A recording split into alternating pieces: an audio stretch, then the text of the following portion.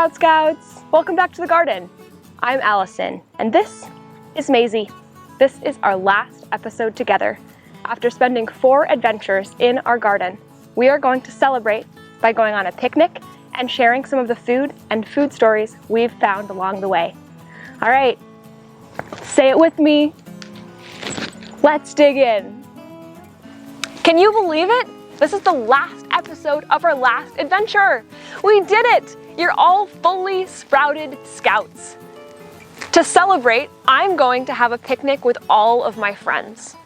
One of the most important parts about gardening is the community around it. I've learned so much from the people that have taught and gardened alongside with me, and I hope that you learned as well.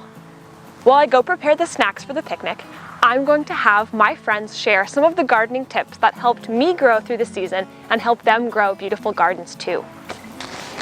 I'm going to write them down in my Sprout Scout journal so I can remember them for next season. You can do that too. While I go make my snacks, please let me know if you've seen Maisie anywhere. She was just here. I have no idea where she's gone, and I don't want her to miss this. All right, here's my gardening tip, beginning gardeners. Use leaf mulch as a mulch for your garden, because that leaf mulch over time will decompose and it will amend your soil and help your plants grow even better. I think a useful gardening tip is never be afraid to ask questions or ask for help, because even professionals consult with one another. One tip I would have for all of you at-home gardeners is to practice something called intercropping. So I think most at-home gardeners don't have a lot of space to work with, but if you utilize the space underneath taller plants, the shady space, for plants that don't like the sun, for instance lettuce, you can really utilize your square footage more efficiently. Okay, so my gardening tip is to not be afraid, and if your plant looks sad, give it some water, give it some light, give it some shade, and just love it. And the best secret tip is to sing to your plants, because they will be happy, just like how you're probably happy when someone sings to you. One tip to figure out if your plants are getting enough water: stick your finger in the soil, and if it comes out dirty, about an inch, then your plants are getting water. If it comes out clean, then it needs to be watered. My biggest tip for beginning gardeners is don't be discouraged. Things are always trial and error. Some things will always come up, so the garden is always a living thing and you have to react to it as such. I would say in the garden I love to use a broad fork instead of a tiller, because it seems more natural and connected rather than using a machine. Come to your garden every other day in the peak of the growing season, because things grow so fast in the summer. If you plant a garden, you need to come and see about your plants pretty often. I would say to keep an open mind when it comes to tasting new things. When you don't recognize something, you get a little scared and you think it's going to be gross. But I would say keep an open mind to trying new things that you're going to taste. Also, to be patient, because it takes a really long time for yummy things to grow.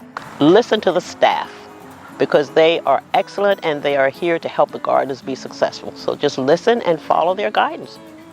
I think that if you've never grown anything before, it's really great to start with something that you don't really need any land to grow. The easier the product is to grow, the more success and the more fun you'll have. And my favorite plant that I recommend is rosemary. You just go to Lowe's or Home Depot and go to the garden section, get a rosemary plant. They're really hard to kill.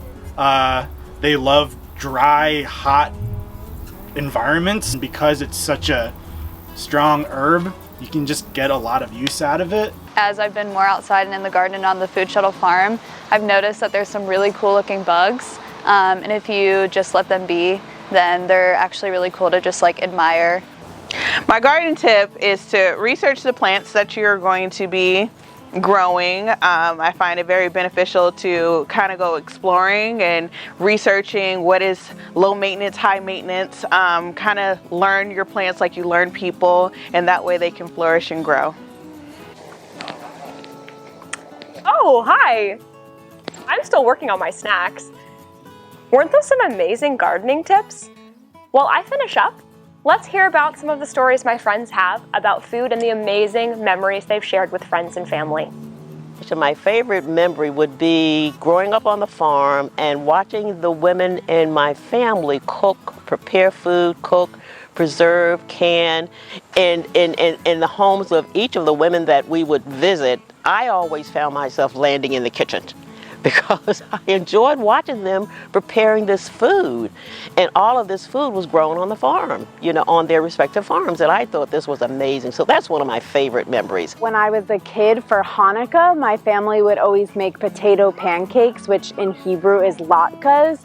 And one year my brother and I decided to innovate, and we started putting applesauce inside the latkes because usually you dip them, and it was not that good, but it was really fun to make. I think that my favorite food memory is picking grapes in California, where I'm from, and tasting a fresh grape right off the vine is the best thing that I can remember tasting when I was about 14. One of my favorite memories connected to food is to be able to actually can something that I've made. Last year I was able to can my green tomatoes into a green tomato relish, and I gave them out to friends as Christmas presents. I've been able to freeze tomatoes and make tomato sauce and freeze it and use it later. So just the fact that I was able to actually take something that I made and make it into a form that I could give out to other people as presents, those made really great memories for me. My favorite food story is a time when I was away from home for Thanksgiving, and I was in Ireland where they do not celebrate Thanksgiving. And I was living in a communal space, and I was able to make a giant feast for everyone, and it was really cool to share American foods with everyone. One of my favorite dishes is lasagna. It was a household dish in my family. I came from a single parent household and there was 5 children, so lasagna was a big shareable dish to give to all the kids. And now as an adult, I transfer that into my household of 2, which is a lot of leftovers, but it's great. Trying to master my mom's touch on it is something that I'm trying to perfect as of right now, but lasagna just is something that's staple to me. It has so many layers, just like my life and my memories that I have, so lasagna is really good. One of my favorite food memories is growing up and canning with my grandparents. We'd have to get up so early in the morning and we would can about 1 million jars of peaches, but in the middle of winter, those peaches just taste like summer and reminded me of my grandparents. I think my favorite food story and one of my favorite meals I ever had was when I was woofing, which is like where you volunteer on a farm and the host will feed you.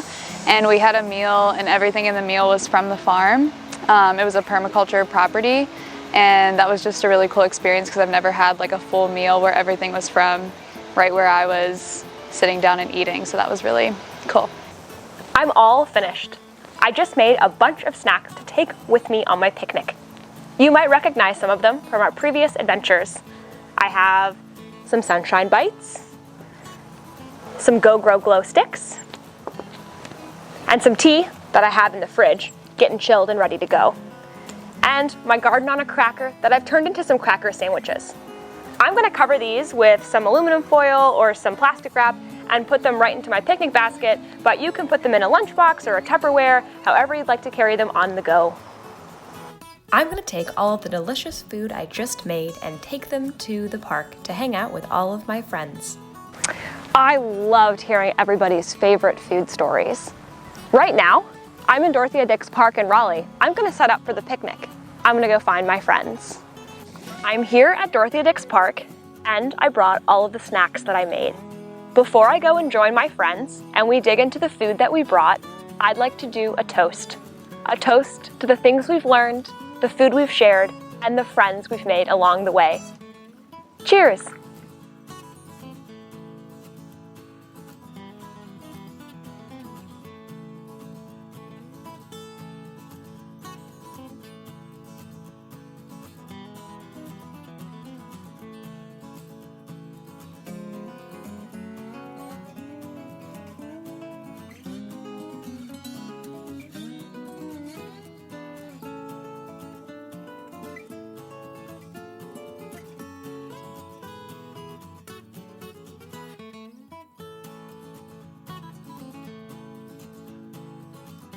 I have loved going on all of these adventures with you. I know that Maisie and Gio have also enjoyed themselves so much. We've learned a lot about bugs, about taking care of our gardens, and about taking care of each other. Now, I know you're always looking for Maisie. Most of the time, she was goofing off with me, but I found her, so here you go. Thank you so much. I always wonder where she runs off to, but I'm glad I got her now. Thank you so much for going on all of these adventures with us. Even though this is the last episode, it doesn't mean that you can't stop learning and growing and sharing what you know with your friends and your family. Go out and grow some beautiful things. I'll see you around. Bye! Bye, Sprout Scouts!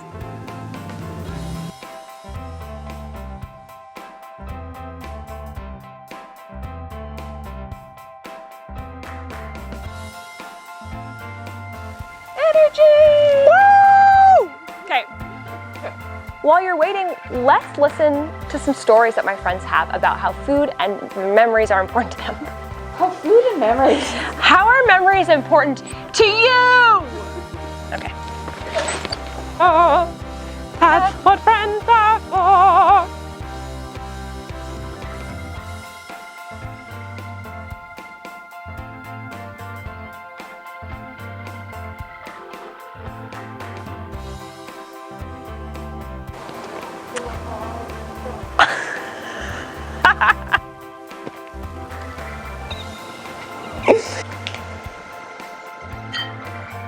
Hooray! I've done it again. Huzzah! Huzzah, door in order. All right, 3, 2, 1.